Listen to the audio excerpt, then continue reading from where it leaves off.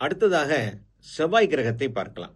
2, 4, 7, 8, 12 ஆகிய ஸ்தானங்கள்ல லக்னத்தில் இருந்தோ சந்திரனில் இருந்தோ சுக்கிரனில் இருந்தோ செவ்வாய் பகவான் அமையப்பெறுவாரேயானால் அது செவ்வாய் தோஷம் என்று சொல்லப்படுகிறது. இந்த செவ்வாய் தோஷம் திருமண வாழ்க்கையை பாதிக்கக்கூடியதாக இருக்கும்.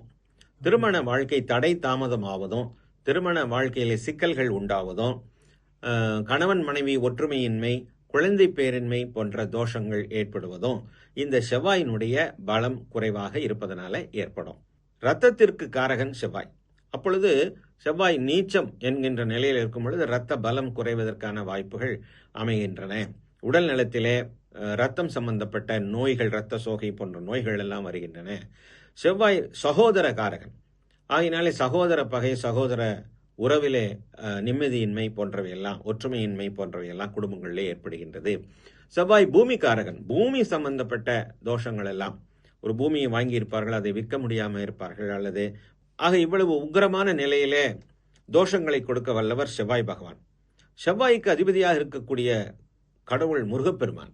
முருகப்பெருமான் அனுவாவி சுப்பிரமணியர் கோவில் அடிவாரத்திலே அமைந்துள்ள நம்முடைய லலிதாம்பிகை கோவில் மிகவும் விசேஷமானது. இங்கே செவ்வாயும் சந்திரனும் இணைந்து சசிமங்கள யோகம் உள்ள எல்லோரும் இந்த அனுவாவி சுப்பிரமணியர் கோவில் அடிவாரத்தில் உள்ள அம்பிகையும் முருகப்பெருமானையும் ஒரு சேர வழிபட்டா எல்லா தோஷங்களும் நீங்கிவிடும். அதே போல செவ்வாயும் சனியும் ஓர் இடத்திலேயே இணைந்திருந்தால், ஒரு ராசிக்குள்ளேயே இணைந்திருந்தால், அல்லது செவ்வாயும் சனியும் பார்த்து கொள்வார்கள் என்று சொன்னால், இந்த புண்ணியக்ஷேத்திரத்திலே வந்து சிவபெருமானையும் முருகப்பெருமானையும் அம்பிகையையும் வழிபட இந்த தோஷமானது பரிபூர்ணமாக நீங்குகின்றது. காத்யாயனி என்று சொல்லக்கூடிய விஷ்ணு துர்கை நம்முடைய லலிதாம்பிகை அம்மன் கோயிலே வடக்கு பார்த்து வீற்றிருக்கின்றாள். செவ்வாய் கிழமைகளில் அந்த அம்பிகைக்கு அபிஷேக ஆராதனைகள் சிறப்பான முறையிலே நடைபெறுகின்றன. உங்களுடைய பிரார்த்தனைகள் எதுவாக இருந்தாலும் செவ்வாய்க்கிழமை அன்றைக்கு இந்த லலிதாம்பிகை அம்மன் திருக்கோயிலுக்கு விஜயம் செய்து அந்த அம்பிகைக்கு அபிஷேக ஆராதனை செய்து செவ்வரளி மாலை சாற்றி சிவப்பு வஸ்திரம் சாற்றி பொங்கல் போன்ற நிவேத்தியங்கள் எல்லாம் படைத்து அம்பிகையை வழிபட்டால், துர்க்கை அம்மனை வழிபட்டால், விஷ்ணு துர்க்கை அம்மனை வழிபட்டால் செவ்வாய் தோஷம் பரிபூர்ணமாக நீங்கி ஆனந்தமான வாழ்வாமையும். பிரிந்த கணவன் மனைவி சேருவார்கள்.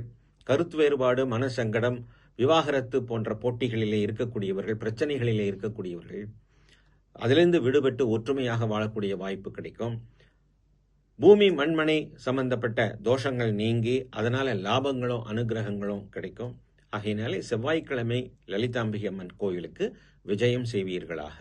ஓம்.